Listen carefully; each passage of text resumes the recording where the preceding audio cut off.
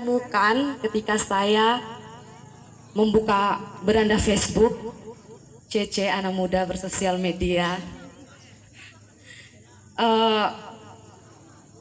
Postingan ini diposting oleh teman Facebook saya. Jadi yang punya postingan, yang punya tulisan ini tidak berteman dengan saya. Saya baca melalui postingan teman saya. Tetapi saya sudah minta izin melalui inbox kepada pemilik tulisan bahwa saya mau membacakan tulisan saudari di malam puncak acara kami, acara sekolah kami, Pekan Apresiasi dan Seni, Bahasa dan Sastra.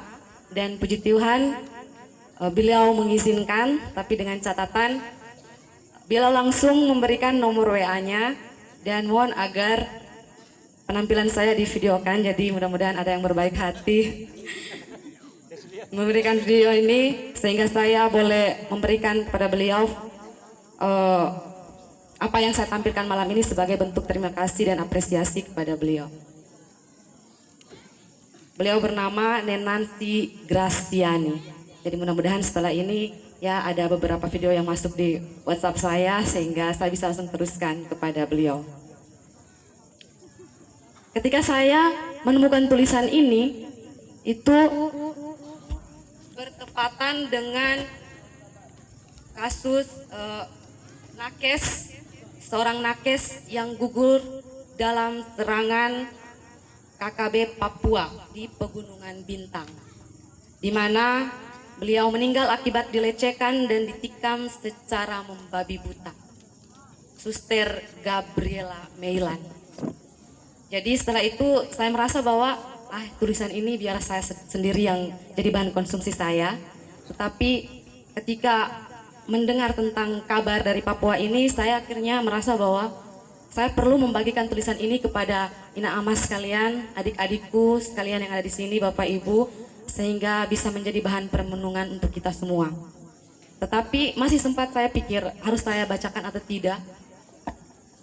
Dan pada malam pembukaan ternyata niat saya terpenuhi karena muncul lagi satu kasus di mana perempuan dilecehkan, yaitu seorang perempuan bernama Ella Andini ditemukan tewas di dalam kamar, dibunuh dengan cara dicekik oleh suaminya sendiri. Ketika pada saat padahal baru dinikahinya belum sampai 1 bulan.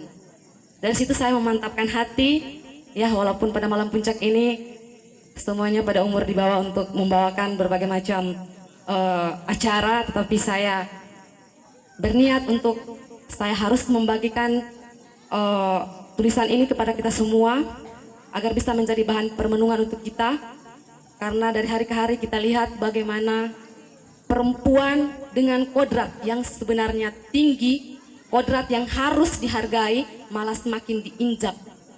Bagaimana perlakuan suami kepada istri, anak kepada ibu. Ibu Yuliana Lito baru 1 kalimat, Ibu Tami sudah 50 kalimat. Bagaimana perlakuan teman laki-laki kepada teman perempuan dengan entengnya memaki. Saya pikir saya harus bagikan tulisan ini untuk jadi perhatian dan permenungan kita semua, bagaimana kodrat perempuan itu tinggi dan sangat luhur. Bagaimana perempuan harus menstruasi, mengandung, melahirkan dan menyusui. Dan keempat keistimewaan itu tidak bisa dilakukan laki-laki. Semoga yang saya bacakan ini bisa jadikan permenungan untuk kita semua.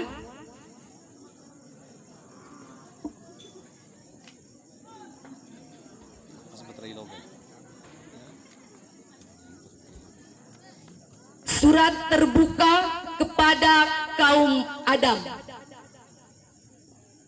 Kamilah kalian. Perkenalkan, aku perempuan. Salah satu dari kebanyakan yang sering kalian jumpai di mana-mana. Di jalan-jalan, di pasar-pasar, di dapur, di sekolah, di kebun, di masjid, dan di gereja.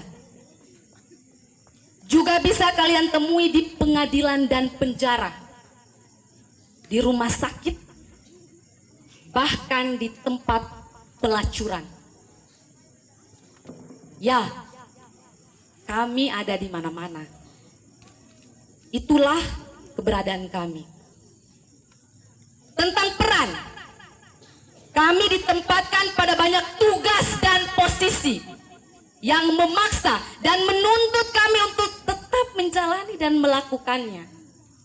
Walau kadang kami mungkin tak ingin atau bahkan tak mampu.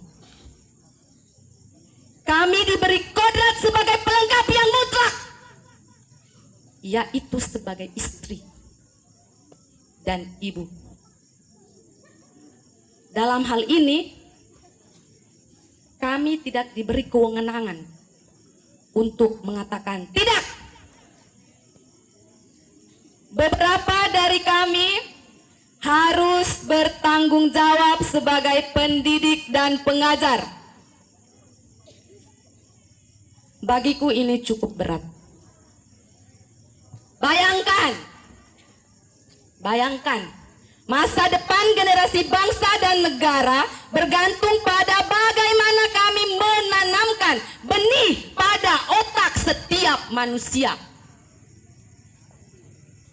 Beberapa lagi harus di mimbar, berbicara tentang hidup dan kehidupan. Juga tentang pencipta dan ciptaannya. Bagiku ini sebuah hal yang besar. Sebab selain menawarkan solusi, bisa jadi kami juga menghakimi atau bahkan menuntun ke arah yang salah. Bayangkan betapa kami tak boleh salah dalam memilih dan mengambil keputusan.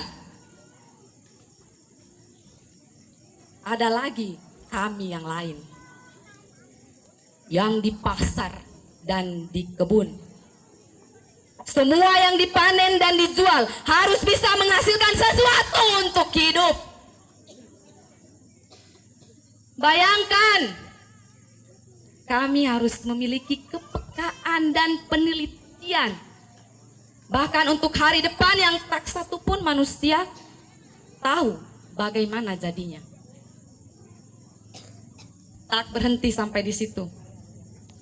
Kami juga saling bantu satu sama lain untuk memperlancar proses yang akan menjadikan kami sebagai perempuan yang resmi. Ini terjadi di tempat persalinan. Kami harus memastikan sesama kami berhasil menyandang status ibu dengan sebaik-baiknya. Apakah kalian tahu bagaimana rasanya bila kami gagal? Kami bukan hanya tidak mampu menyelamatkan kehidupan, kami juga bisa dicap sebagai pembunuh.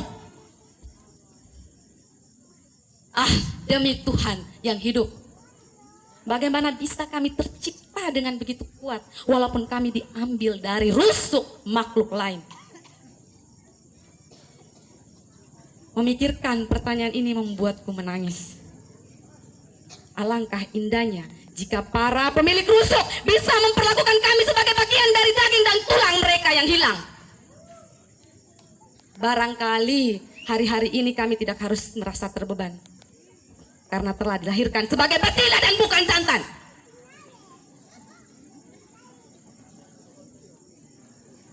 Bagaimana bisa dunia dengan banyak mata ini tidak mampu melihat tanggung jawab yang dilimpahkan kepada kami? Kami menyayangi rumput di musim hujan, menabur di musim tanam. Pada musim semi kami memanen dan menanak untuk makan. Lalu pada musim panas dan musim gugur, kami harus tetap menyediakan segala sesuatu agar seisi bumi tidak mati kelaparan. Kami membeli kain-kain dan pakaian-pakaian baru pada bulan ini. Dan bulan depan kami harus mulai mencuci atau bahkan menjahit jika ada yang kotor dan sobek. Wahai hati-hati penghuni semesta, bisakah kiranya kami tidak dipandang sebelah mata? Tolong, sekali lagi tolong, Tolong jangan kunci kami di kamar atau di dapur. Jangan ikat kami di kasur atau di sumur. Tolong jangan kurung kami di rumah. Jangan juga kekang kami dengan anggapan bahwa kami lemah dan tak bisa apa-apa. Kita memiliki kaki yang sama. Ajaklah kami untuk berjalan bersama dalam perjuangan kalian. Kita memiliki tangan yang sama. Genggamlah kami dalam setiap usaha kalian. Barangkali kita akan lebih kuat jika saling berpegangan satu sama lain. Kita memiliki mata yang sama. Izinkan kami memandang dunia yang kalian lihat, agar kita sama-sama tahu apakah indah atau kelam kehidupan ini. Tolong, sekali lagi tolong, jangan sepelekan kami. Jika kalian menjumpai kami kelelahan dalam perjalanan kami, berikan kami tempat untuk melepas lelah. Jika kalian dapati kami jatuh dalam perjuangan kami, berilah tangan kalian dan angkat kami agar kami tak sampai tenggelam. Jika kalian menemukan kami kedinginan dan rapuh, berikan bahu kalian dan bawalah kami dalam dekapan kalian. Beri kami kehangatan dan kenyamanan agar kami tak sampai sakit dan mati sebelum mencapai impian kami. Kalian tahu, untuk tujuan itulah kalian diberi bahu yang lebih kuat dan tegap daripada kami. Satu lagi yang terakhir, jadilah rumah bagi kami jika kami tersesat. Jangan biarkan kami menggelandang dan mengemis tanpa arah dan tujuan. Ingat selalu bahwa malaikat tidak selamanya perempuan, penolong tidak selamanya wanita, dan pelengkap tidak selamanya betina. Kita bisa saling memberi dan menerima tanpa memperhitungkan siapa yang harus di atas dan siapa yang harus di bawah. Kita pun bisa saling memiliki tanpa harus saling menuding siapa yang di depan dan siapa yang di belakang. Sebab dalam mencintai tak ada tuan atau hamba, tak ada majikan atau budak, tak ada atasan atau bawahan.